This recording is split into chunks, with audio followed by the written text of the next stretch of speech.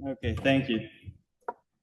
So thanks to my colleagues, I think we have talked a lot about clinical images and how AI has developed here and also dermoscopy. So I would like to use my time and talk a little bit more about what else is happening in dermatology on a deeper level. So regarding dermatopathology, non-invasive imaging, and protein structures.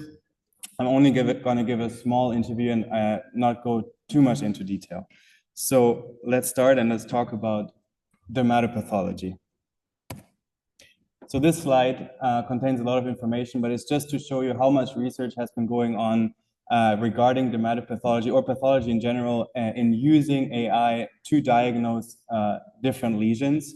And this has been going on for more than 10 years, and it always shows the same thing as it shows in dermoscopy, which is the AI is as good or even better than humans. But that's not really what I want to talk about. I want to talk about what's new in AI in dermatopathology. So the first thing I want to talk about is virtual staining. This is something that Dr. Rao and his team have been working on for many years. It was published, I think, a year and a half ago. And so what virtual staining does is it applies a virtual stain instead of a chemical traditional H&E stain to a completely unstained slide. So you can bypass that chemical staining process and you can look at the slide directly on your computer. And they've published this. I think it's a very, very exciting work. It has obviously a lot of advantages because it can improve accuracy, it can reduce staining time, and it bypasses the whole process. So you have less need for technicians to be exposed to the hazardous chemicals. Now, this was already published a year and a half ago. So currently, so this is actually a slide to just show you, I think it's better than what I'm trying to explain. Just looking at this slide, I think it's very hard to tell which one was virtually stained and which one was histochemically stained. Maybe you can guess, I'm not going to tell you. So currently the team is working on a PAS stain. Actually, it is already submitted. So on the top, you can see the traditional PAS stain. On the bottom, you can the virtual stain, because in dermatopathology and all of pathology, we don't only use an H&E stain, we use lots of different stains. So this is one example that we've been working on, but there's many examples that I think future research would focus on, such as SMART, SOX, PRAME, etc. And gram stains, also very important. So that's virtual staining. The second thing in dermatopathology I want to talk about is metastasis prediction. I found this paper and I thought it's very cool. So basically, they just give it a slide of a melanoma, an invasive melanoma on the left, and from that, the AI is able to predict how likely it is that the person has a visceral metastasis. And it uses the information contained in the slide, especially the immune cells and the tumor cells, and it kind of sees this grid it puts over it, and then it sees in each patch how many tumor cells, how many immune cells are there. But there's a lot of information that it extracts. It's very complicated. I'm not going to talk about the whole process. But they tested it on 2 test populations, and they found a very high area under the curve. A value of 1 would be perfect. So it performed very well. And just to mention, I think TILs, tumor infiltrating lymphocytes, will all tell you something. So basically, this is what it's based upon. So that's metastasis prediction. Now let's talk about non-invasive imaging. Dr. Jain has already talked a lot about it, so I'm not going to go into much detail. It's also a very complicated subject, but there's a lot of different devices, RCM, OCT, LCOCT. But I'm just going to make an example based on an RCM image.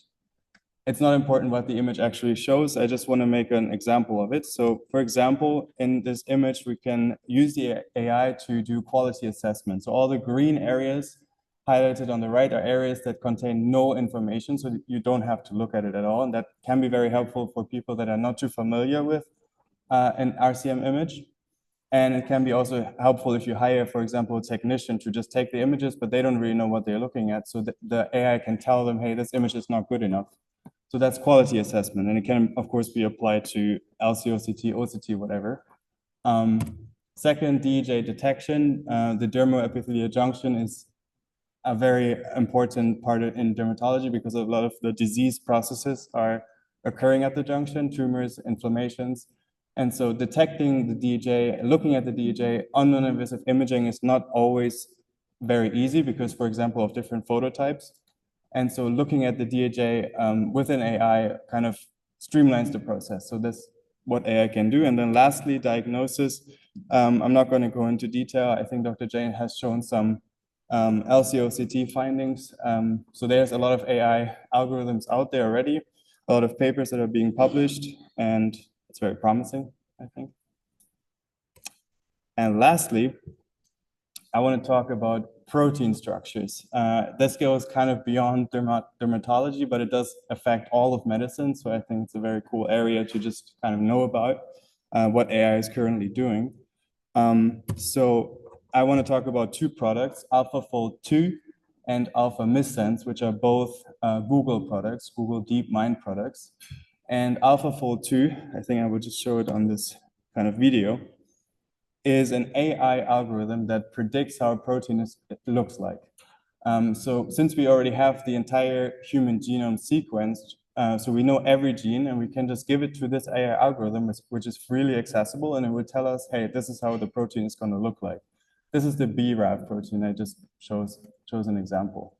And it's very cool for basic science, I think, but it's also cool for drug development, for example. And I think we will see a lot of this being used in the future, where we can look at the protein structure and then develop drugs much faster than actually, going through the process what we had to do before. And this is basically what Alpha Missense, which is kind of based on AlphaFold. It kind of predicts if you give it a gene that is not the original gene, so there's a mutation, is it going to be pathogenic or not? That's what Alpha Missense does.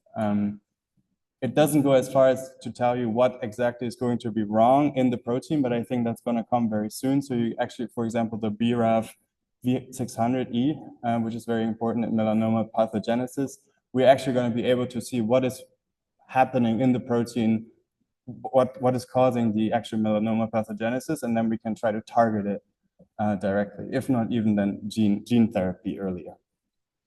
Okay, so this is just a summary of what I just talked about, just to kind of remind you what is going on in AI outside of clinical images in dermoscopy, in dermatology. And that's it. Thank you.